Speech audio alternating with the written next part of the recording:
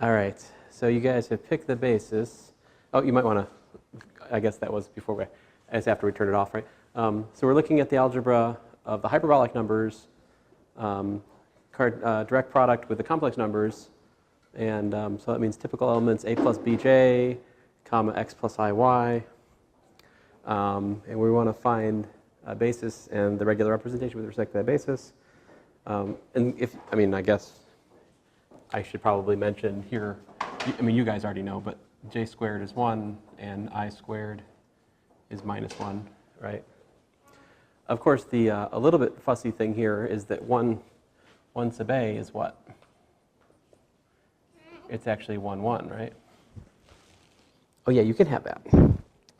And so good, you guys actually chose a basis which actually put the identity in the first spot, so that's great.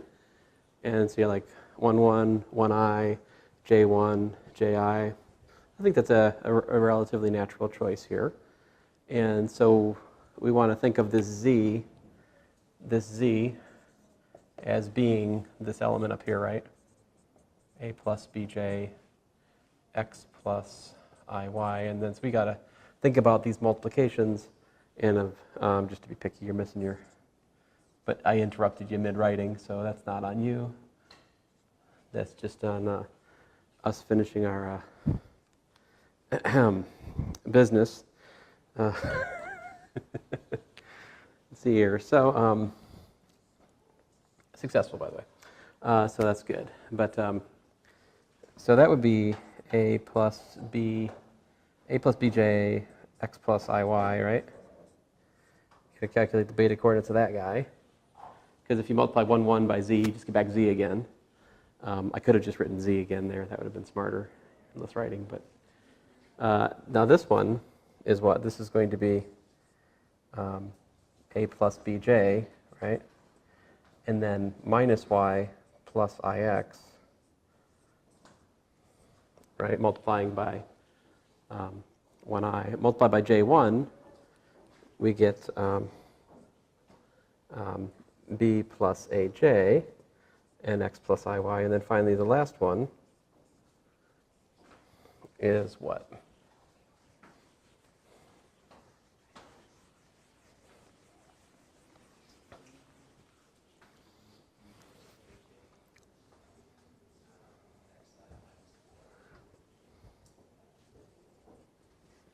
Yeah, now the reason I'm writing them in this particular order is just for my convenience. That way we can read off the coordinate vector more naturally, because the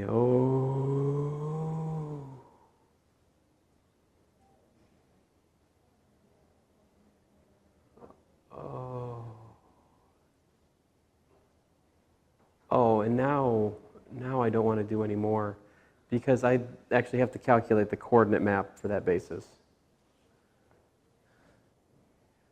which I could do, but I don't want to. Yeah, I mean, that's kind of a pain, because the 1, it goes in, somehow the 1, for example, 1, 1 and 1i both have to do with the first component, you know, stink. Let's see here, a different basis. So great, but the thing is, I don't have the patience to calculate that. Is there a course in here afterwards?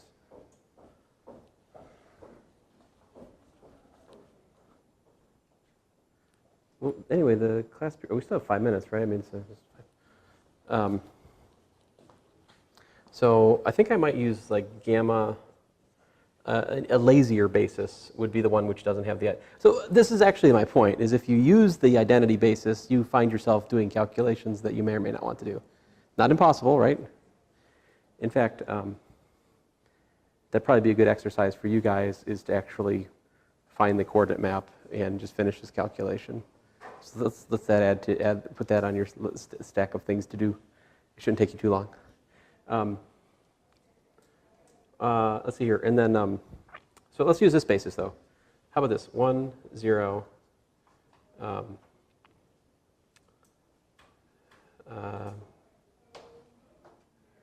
1, 0, I 0, 0, 1, 0j.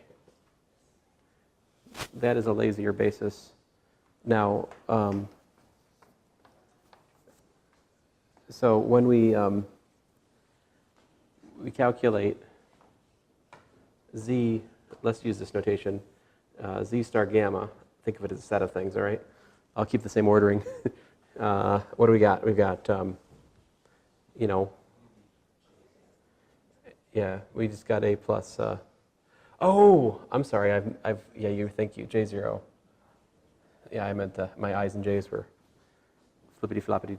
So a plus bj, 0, and then b plus aj, 0, 0 comma x plus iy, 0 comma minus y plus ix, right? There's the set of z multiples of the basis for arbitrary, the same z we were talking about. And so that tells me, I can read from that, the matrix with respect to the gamma basis of z is what it's going to be. So what's the coordinate vector? With respect to this gamma basis, the coordinate vector of a plus bj comma 0 is, it's, yeah, ab 0, 0. And then we get b, a, 0, 0. And then we get 0, 0, x, y, and 0, 0, minus y, x.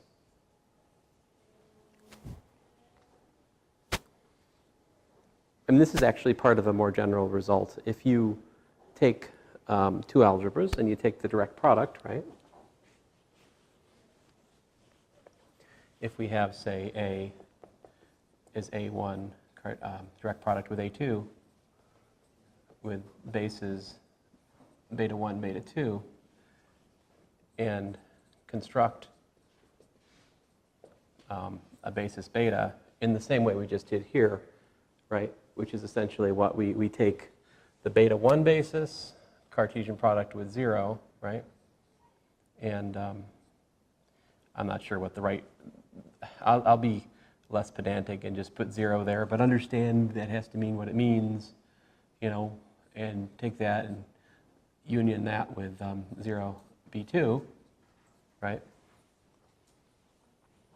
In other words, like pad the first basis with zeros, put that at the start of the beta basis, pad the second basis with zeros before it, make that the second part of the basis beta. In that construction, when you look at the, you know, the regular representation with respect to beta of, say, Z1, Z2, what do you get? Well, you get a block decomposition, the matrix of beta 1 of Z1, the matrix of beta 2 of Z2 like that. And in fact, this gamma basis made that happen. Now, I've talked to you guys before about this, so you already are aware that this is the regular representation. This block right here is the regular representation of a hyperbolic number, and this is the regular representation of a complex number with respect to the usual basis 1j or 1i. So this makes sense what we're finding. Okay, so what else can we do? Well, what makes, you know, what is there to look at in algebra? We want to look at units. We want to look at zero divisors, right? And because there's an isomorphism between the algebra and the matrices, we can always trade any question about units or zero divisors for a corresponding question in the matrix. So, you know, is the algebra element a unit? Well, the question is the determinant of the regular representation non-zero, right? If the determinant of the regular representation is non-zero, it's a unit because isomorphisms map units to units. And likewise, we can find zero divisors by looking at the condition that the determinant of the regular representation be 0. You know, for example,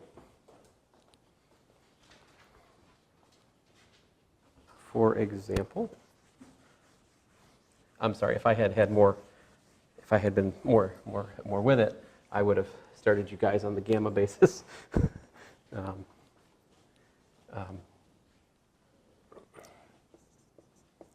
If we look at H, you know, x plus jy. So the hyperbolic numbers, right?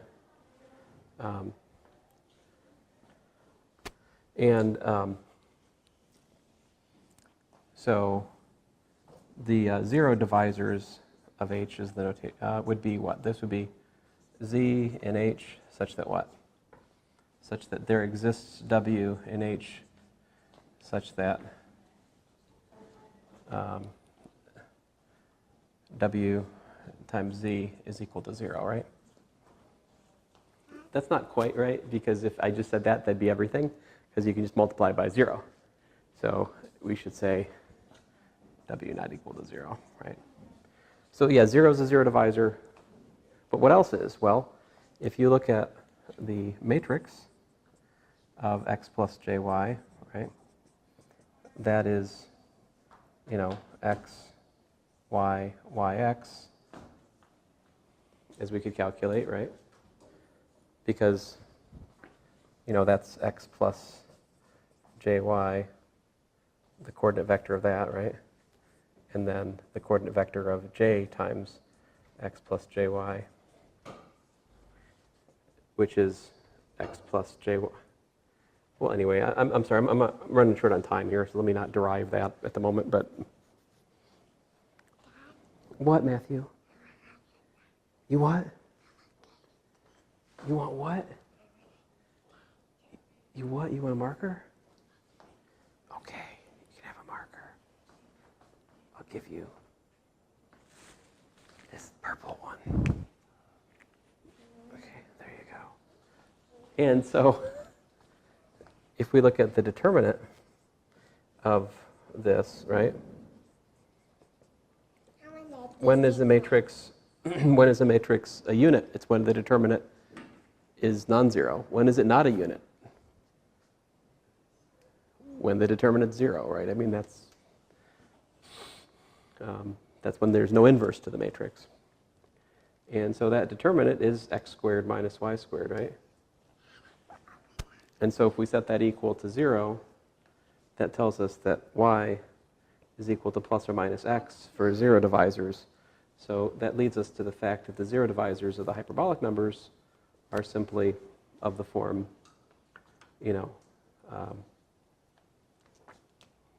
something like what? Something like x times 1 plus or minus j, such that x is a real number. And of course, I could also write that as the union of the two lines, right?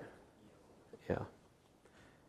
And interestingly, you can view those as the light cone if we look at the application of hyperbolic numbers to space-time, two-dimensional space-time. I have a couple papers like that I want to look at with you guys. It says zero divisors, which of course we have to. And so, okay, looking forward, some of you had the second course in abstract algebra. There we look at the structure theorems of Jordan, like the Jordan form, the canonical, rational canonical form. And those things are very pretty. But so if you look at it, what makes that nice is it's all done over a PID, a principal ideal domain. But before it's a principal ideal domain, it's an integral domain. An integral domain is a commutative ring where you have no zero divisors, right? Now, as we study acalculus, we find ourselves faced with questions which basically boil down to questions involving an A module. So it's a vector space. It's like a vector space where the scalars have been replaced with an algebra. But this algebra is a ring, yeah, but it's not a nice ring. It's not an integral domain necessarily, and there are zero divisors, which are non-trivial, and those spoil the usual construction of the Jordan form and some other things. I think we could still find the rational canonical form, but I don't know what to do with it. And so that's an open question for me: is what's the best way to sort of get my hands around the representation theory of an associative algebra? I don't have a overarching best answer to that yet. I mean, I'm grappling with that because I'm currently working on solving systems of differential equations over an algebra, and we're getting there. But maybe by the time we get to it in here, I'll have a better answer to that. I mean, I know there are really interesting results when we look at matrices over an algebra, or just over a ring, for example, I have a book where he looks at a matrix over Z6, and it's diagonalizable, all right?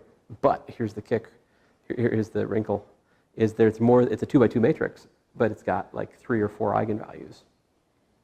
And you can diagonalize it. You can find a similarity transformation, which takes it to different diagonal matrices. That's this kind of thing that happens when you don't work over an integral domain. Z6, Z mod 6, that's 2 times 3 is 0. There's the 0 divisors, and that just, it very, very much complicates the linear algebra we know and love.